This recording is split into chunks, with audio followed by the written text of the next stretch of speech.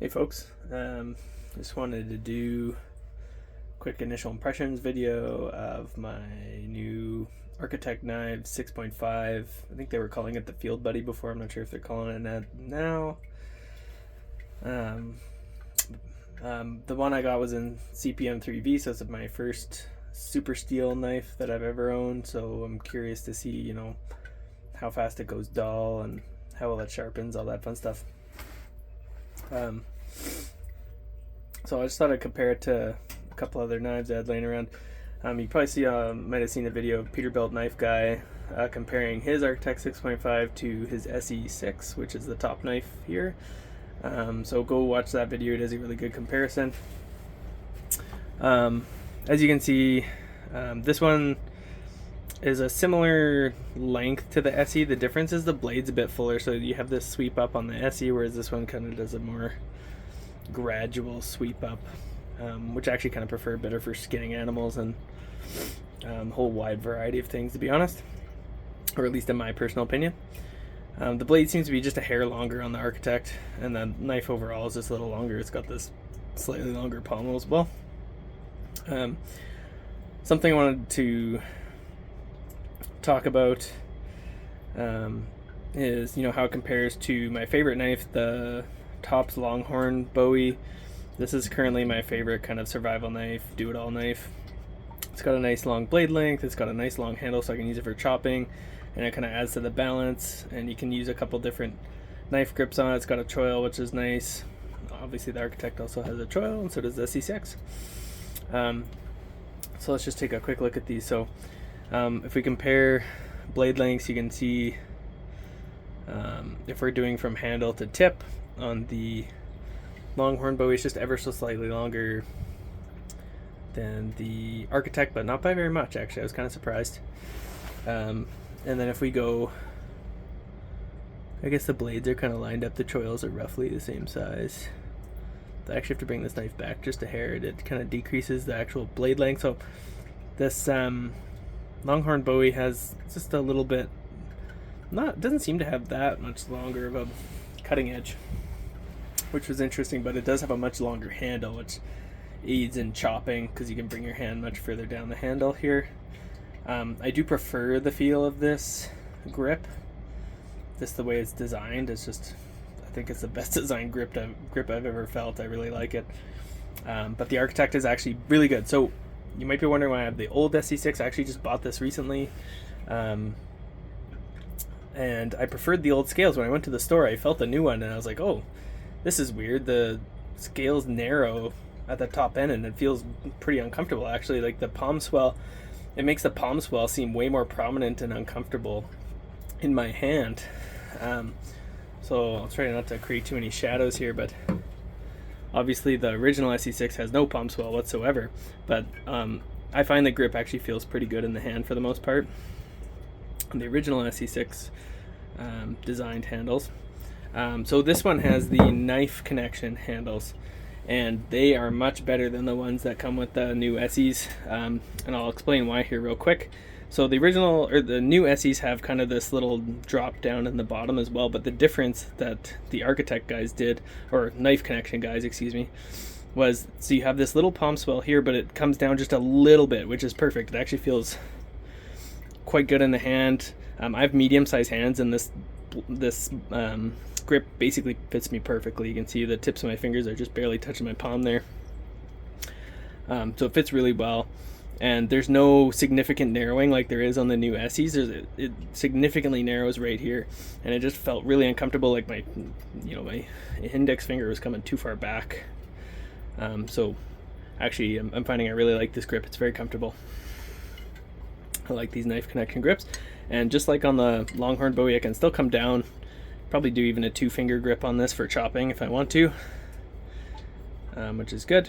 The knife is lighter than the Longhorn Bowie, and it's more blade heavy. Longhorn Bowie is pretty well balanced. This one's a bit blade heavy. They did some skeletonizing inside the handle here, so that's probably what causes that.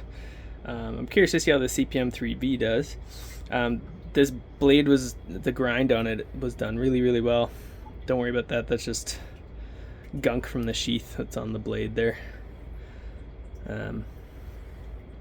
And I do like this jimping. It's not like super too aggressive, but it's kind of a good amount. And the choil, it feels pretty good in the hand, I would say. It feels pretty good. I would say in this particular grip, I feel like I have a bit of space between the grip and my palm, whereas with the SE6, if I go in the same grip, there's not as much space between my palm and the grip, which feels more comfortable. And then with the Longhorn Bowie, there's basically no space either. This one feels very good as well. So I'd say those two knives are a little bit better than the Architect in that sense for my hand. It's gonna be different for everyone, but it's not enough to really matter. I kind of assembled this. It all comes disassembled.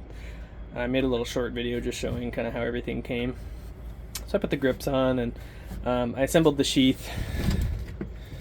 And this is the sheath configuration that I ordered.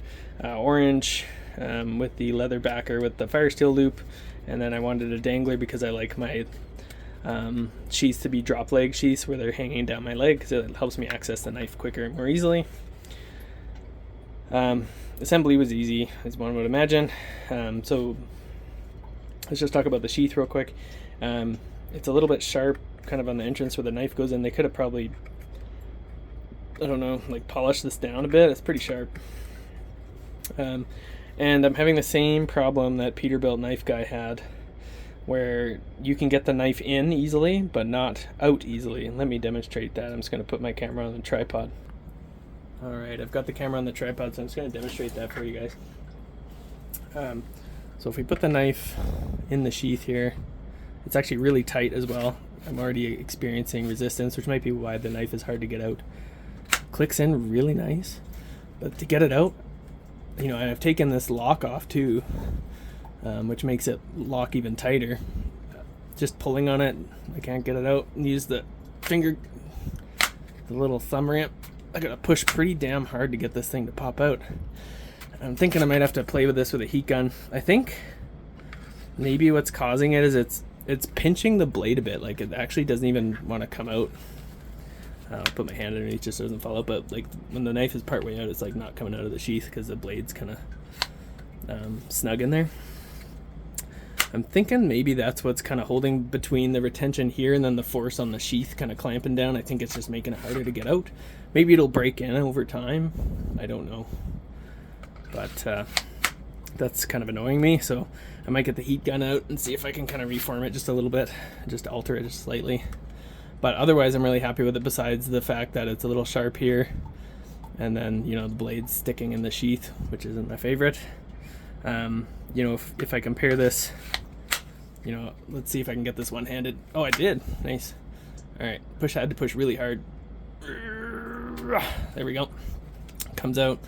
Well, at least you're not going to lose your knife, I guess, but I prefer like my Work Tough Gear knives. Let's grab one of those real quick. This is the Asset. They have the nicer thumb ramp. This one, those SE ones kind of hurt your thumb, especially when you got to push so hard. But yeah, these Work Tough Gear knives, like, they're perfectly formed to the blade, and they have perfect retention. Like, they're never going to fall out, but they also come out easily. They do a really good job with their sheaths. In fact, I would say Work Tough Gear does a really good job about everything they do about their knives. So, I mean, besides the steel technically being inferior, they still do a really good heat treat on it. Holds an edge a long time. I would say that sheath fit is definitely superior, and that's probably coming down to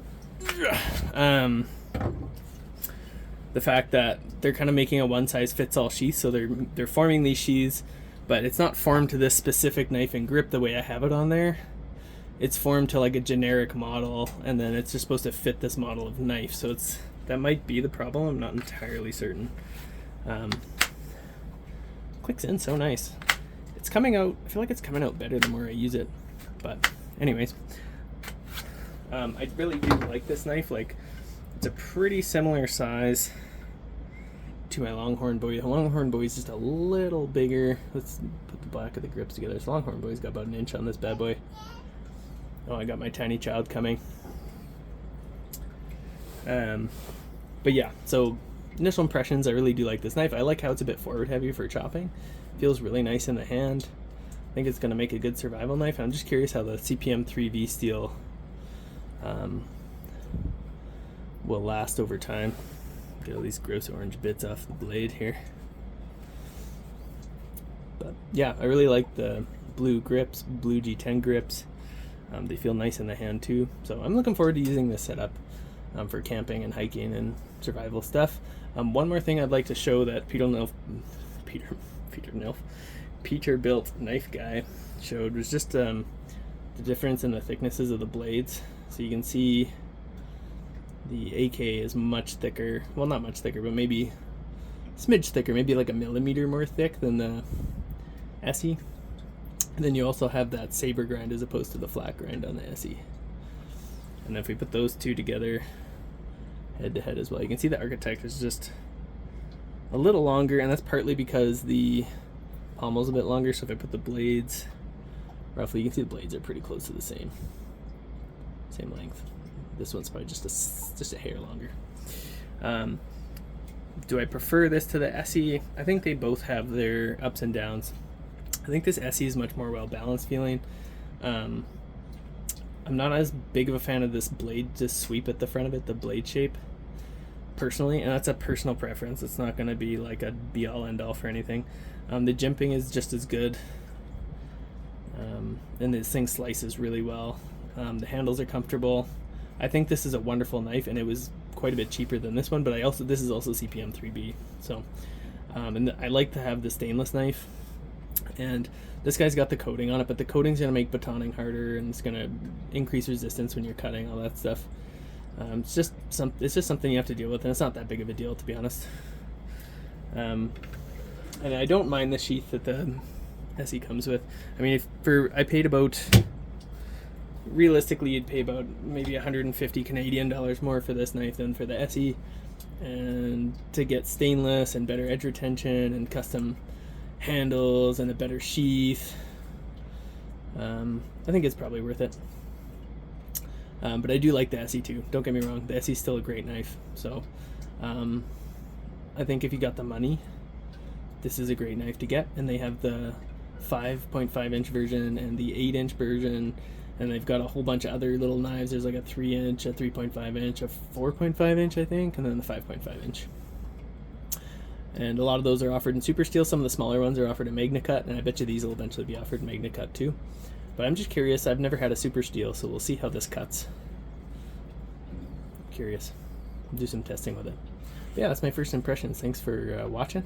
Hope this was enjoyable for you, and have a wonderful day.